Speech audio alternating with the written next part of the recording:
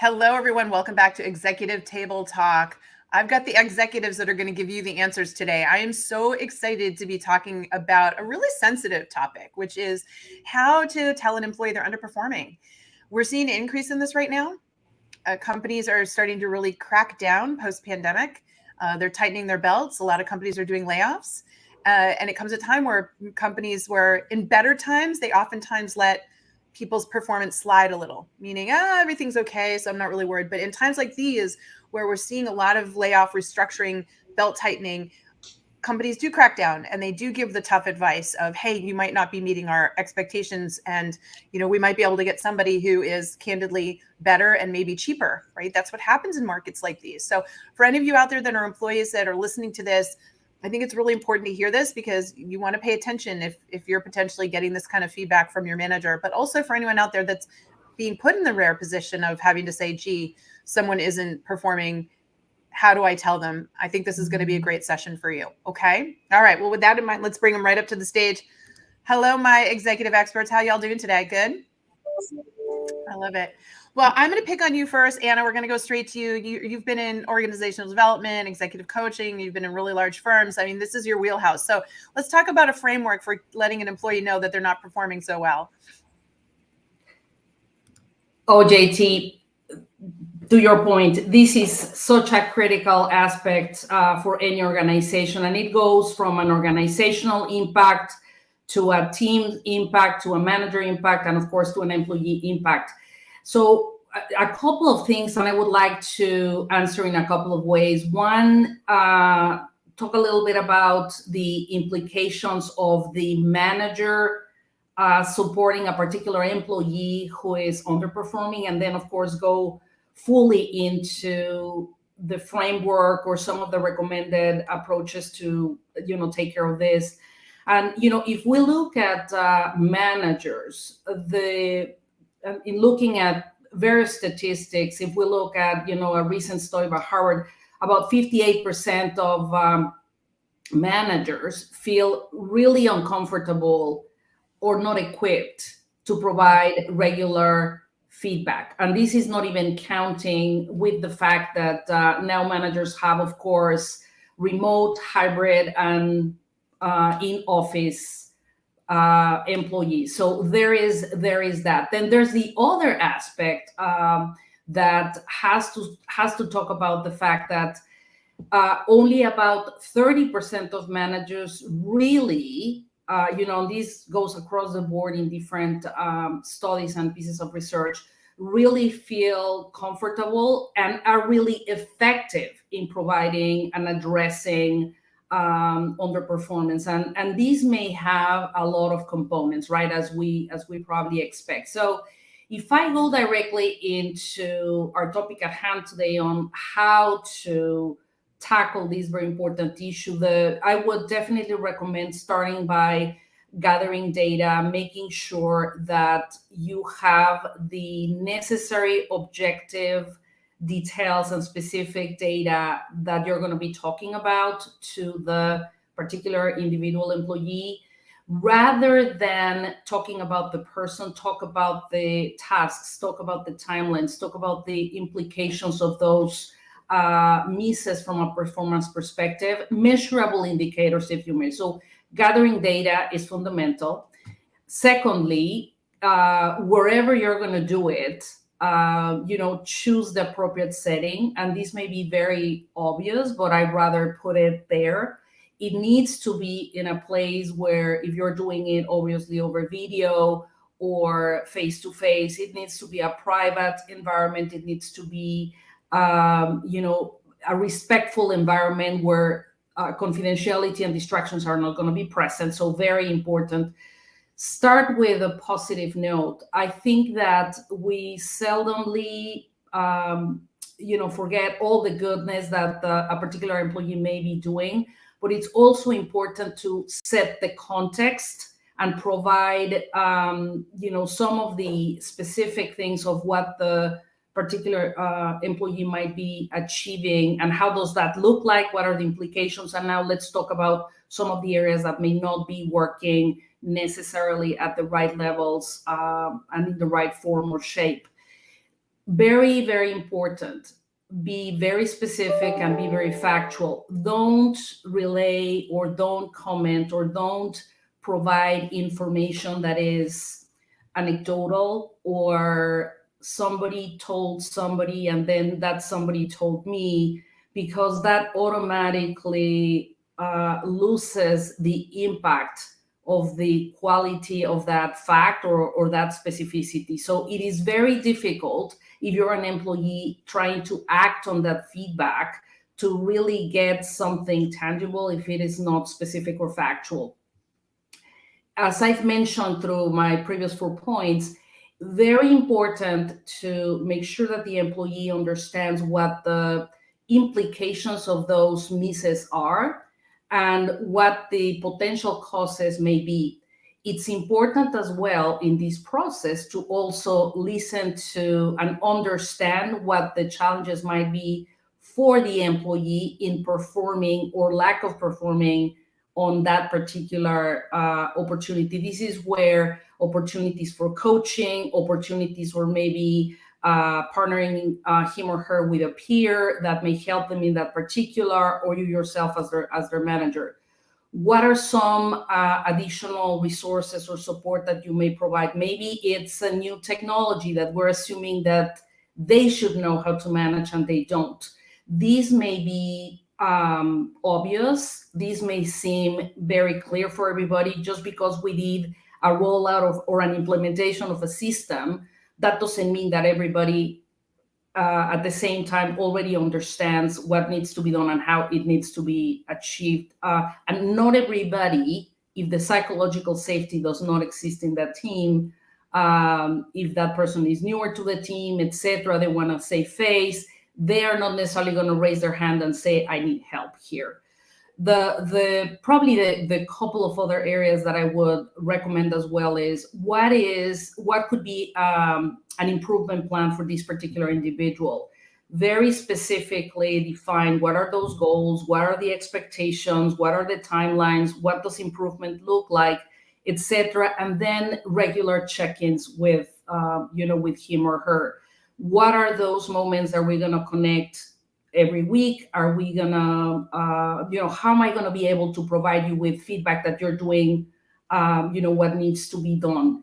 One of the most important, I would say, if I were to sum up this and try to avoid getting into a situation of a lower level of execution or results, I would say implement one-on-ones, quality one-on-ones with your team. That's going to save you a lot of heartaches. Thank you, JT. I love it. I particularly love where you talked about the idea of making sure that you just stick to the facts. I think there's nothing worse than, an employee hearing, well, I heard from Mary that you're not performing this correctly, So such a valuable tip. All of it super valuable, but that one really stuck to me as you were articulating that, driving that home. Lisa, I'm going to bounce over to you because I know you have a lot of thoughts on the subject as somebody who's coached a lot of people. It's not always easy. So what are your suggestions? Yes, thank you, JT. As a marketing executive, one of the most challenging aspects of my role is addressing underperforming employees within my team. Delivering constructive feedback can be overcoming, can be challenging. And Anna put this well. Over 50% of people have challenges with this. That's an alarming stat, but delivering constructive feedback is essential to the growth and success of both employees and teams. And over my career, I have various effective strategies that I've used to coach underperforming employees in an effective way, ensuring respect and approach and support in encouraging improvement. And so the first one I've used is preparation. Preparation is key. You don't want to just dive in. You want to do your research and gather relevant data and facts. You want to look at their job description. You want to review their performance metrics. You want to look at their subpar performance. That's going to give you an objective way to address the conversation. The second thing is you want to understand their perspective. while you may believe that they're not meeting expectations, they may have a different understanding of those expectations.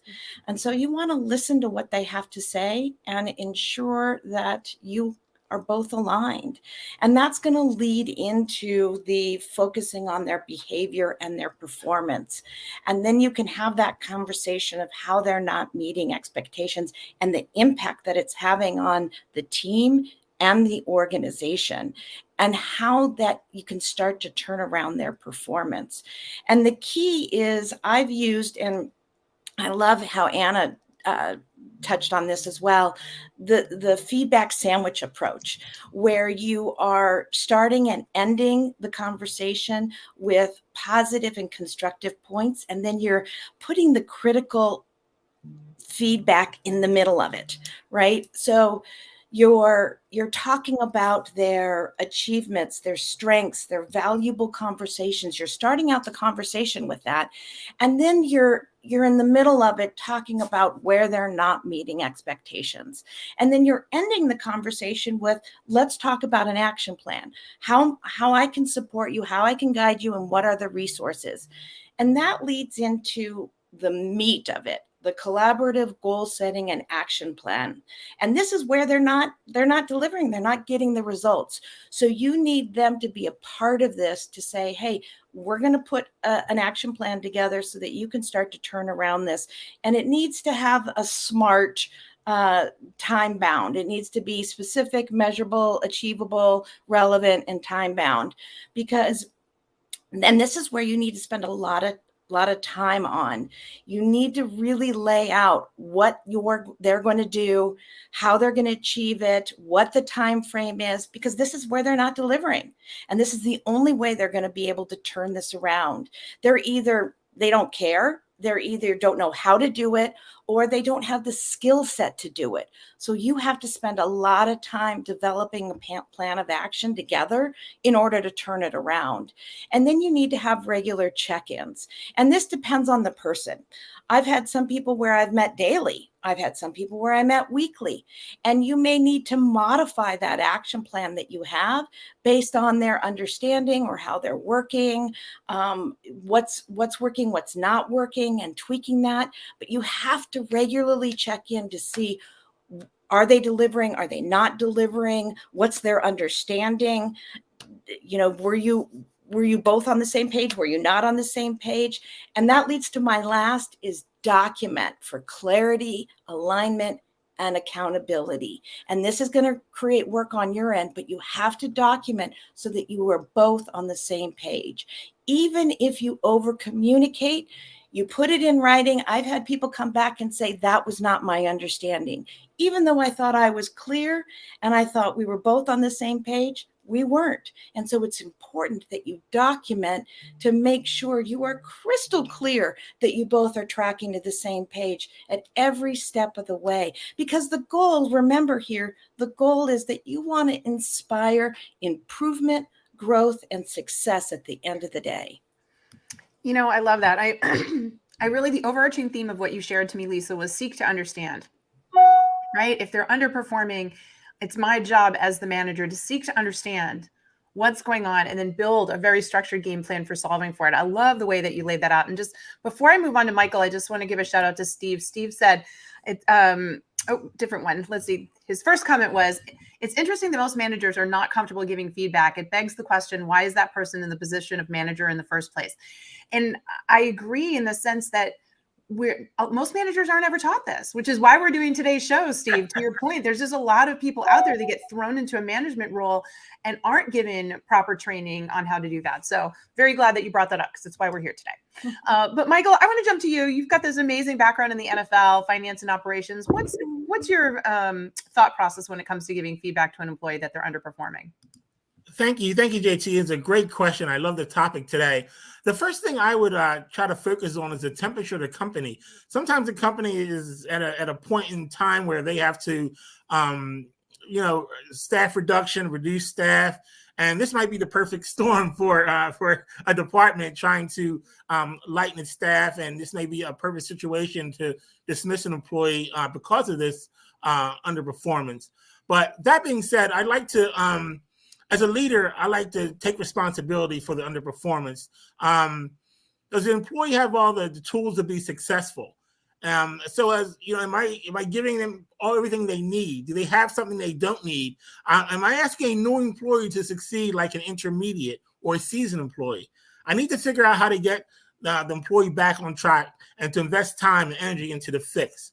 So the first thing I would do is start an investigation. What's not meeting the standard? I need specifics. Once I gather all the information, just like Lisa and Anna said, need to meet with the employee with these specifics and find out what's going on. And I would lead the conversation with the many good things that they do, what's going on, what they're doing well, and what they're. Then I would get into a detailed discussion about what's not meeting the standard.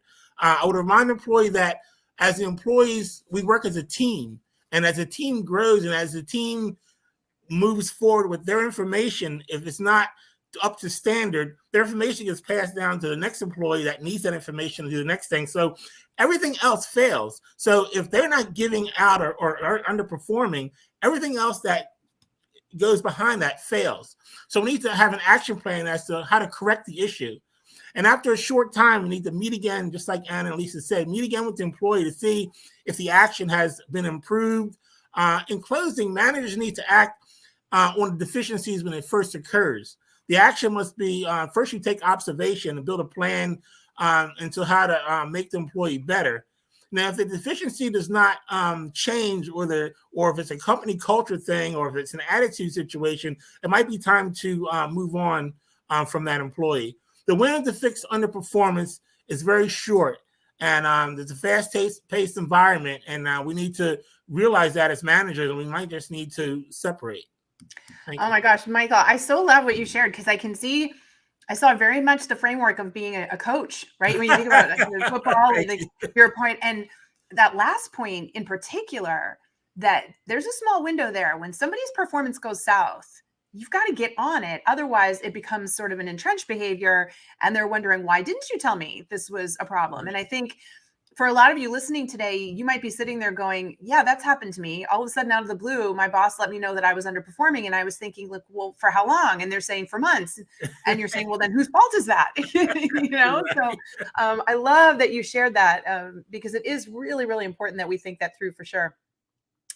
We have a couple of comments, and of course, folks, if you have questions today, please feel free to share them in the chat. Steve has another comment here. He talked about the compliment sandwich that I know that that you all mentioned. It's okay to use the sandwich approach as long as you're sincere in your feedback and not just following the process. I think that's a great comment, Steve. For those of you that don't know or understand the compliment sandwich, I would strongly encourage you to do some research on it. Watch some videos on it, because you do not want to come across as insincere. You don't do it for the sake of doing it. I know that all three of these experts are feel that way as well. I also just want to say, neat comment here from Steve. Although difficult conversations are uncomfortable, they also demonstrate leadership investment in the underperforming employee in the organization. Constructive feedback should be encouraged and delivered as a gift to ensure clarity of both perceptions and expectations, leader to led, as well as bottom-up feedback. Clearly defined critical elements must be addressed and communicated with open-mindedness.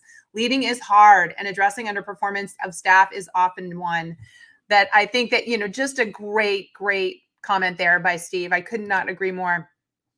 And another comment from another listener today, Tom says, if you have an underperforming employee, first thing comes to mind would be, I'd have communicated my expectations right. Did I ensure that my expectations were understood?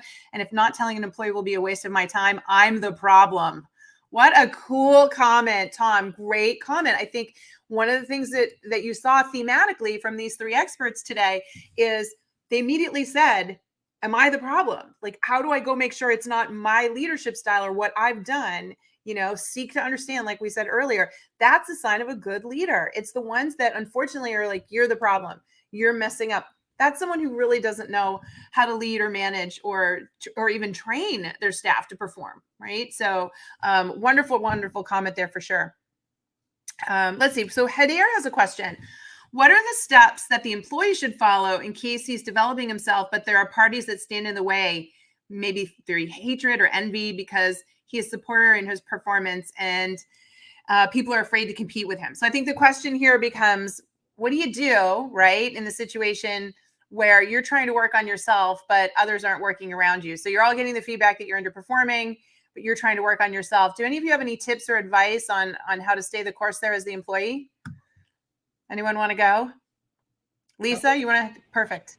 Yeah, I came into a company where I had an employee who worked for me that she had a number of leadership people that were against her.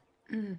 And what I did is I developed an action plan that said, okay, this is what we have to deliver. This is what we have to do. Let's put it together. And it's all about the metrics. This is what we have to deliver. And we laid out the plan. We laid out what we have to deliver. And she delivered it. And then she presented it. And we laid out how she was going to present it. And she killed it. She killed it. And the result was immense. She turned around something significant.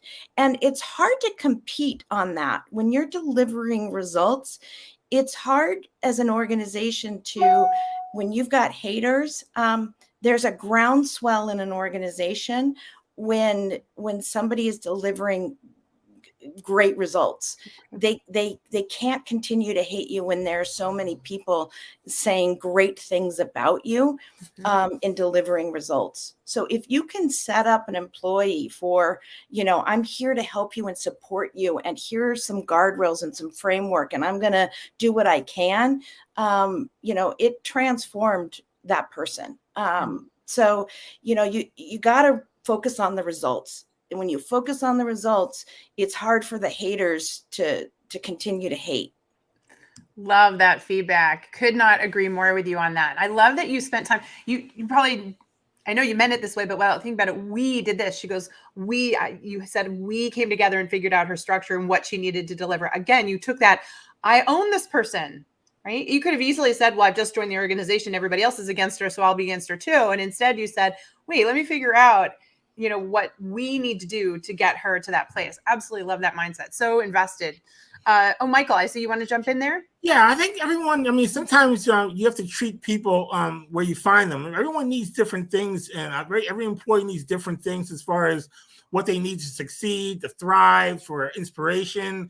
And sometimes it's not a cookie cutter type solution to every problem. Sometimes you have to meet people where they are. Thank you. Love that. Meet people where they are. Such a good comment. Anna, anything to add here? Yeah, I think for me, the big value, or in terms of a tool or a resource that could be leveraged, is coaching.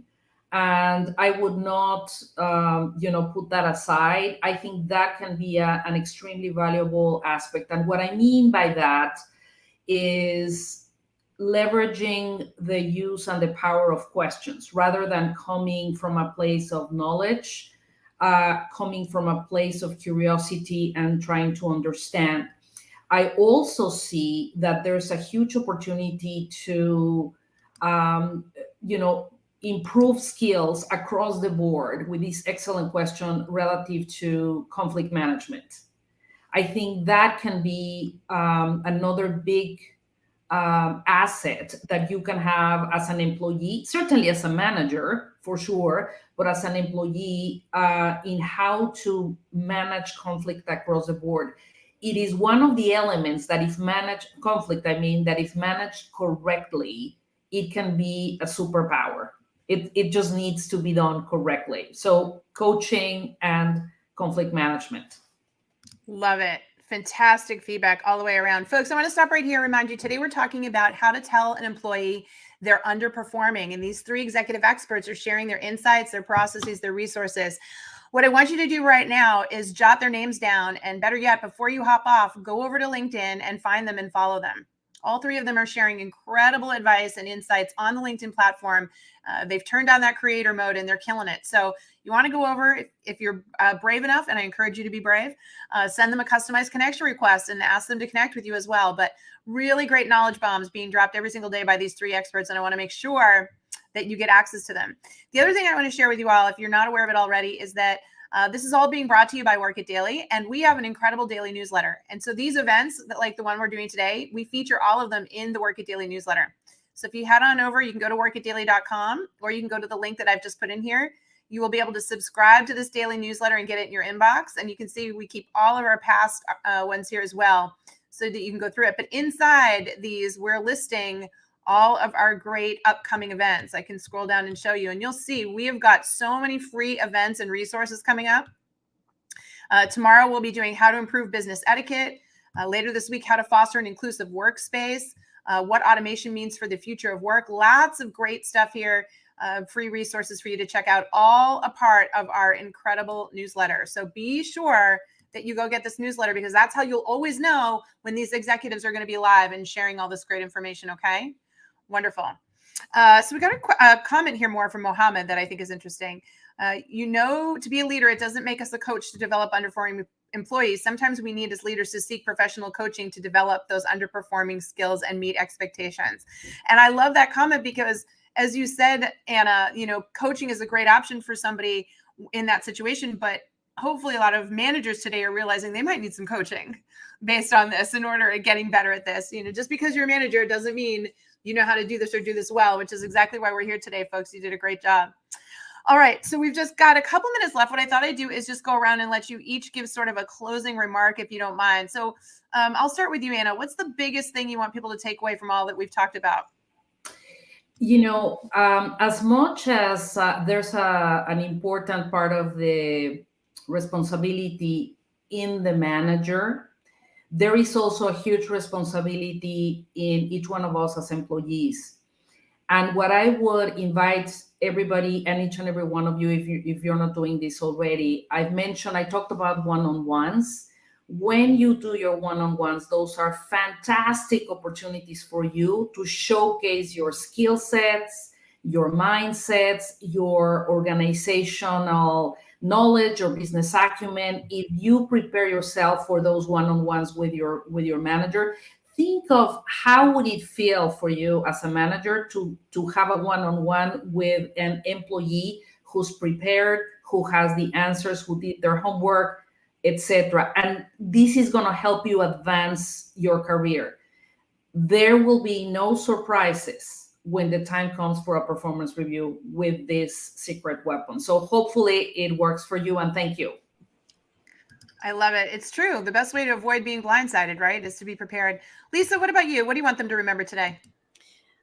I think when you have somebody that's underperforming, the goal is to inspire for improvement and growth and success across the whole team. And so you want to go into it not to beat somebody up, but to figure out where they're coming from and what their perspective is and how to turn it around and how to make it a win-win for everybody and get them to be a shining star. And so it's both of you working together to figure out how to make that happen. Because, if you've got an employee that you're terminating, it's a lot of work for you. It's a lot of work for the organization. You've got to hire. And so, the best action plan is to turn them around and make it work. And so I think if you go into it with that mindset of, where are they coming from and how can I make this work? I think it's a win-win for the organization, for the employee, and for you. I love it. I love it. That's the whole mindset. Like you said, entering into this whole process with the right mindset is perfect. Michael, what about you? Yeah, I think as leaders, we can't get too far away from the work, from the processes. We just can't. And we need to also stay connected with the employees. We need to know them, even if it's just, of course, know their work, but also on a personal level. Good morning. How are you? Is everything going okay? Just kind of get to know the team and know what they're doing and what's working, what's not working. I think that's important. So true. You don't want to, employees just shouldn't be blindsided is what I'm taking away from you all today. Is that if you're doing your job as a leader, they're not going to be fully blindsided when they're being told that they're underperforming. And there's a way to avoid that altogether through the great coaching that we heard today. Folks, one more time, jot their names down, go find them on LinkedIn, follow them, and ask them to connect. I promise you, they are incredible, incredible experts. And we're so lucky at Worky Daily to have these executives as our expert speakers. Hopefully you'll be back again soon. We'll be back again tomorrow, 1 p.m. Eastern Standard Time. Would love to see you there, folks, because remember, if you want to win, you've got to work it daily, okay? Thanks, team. We'll see you soon. Bye-bye.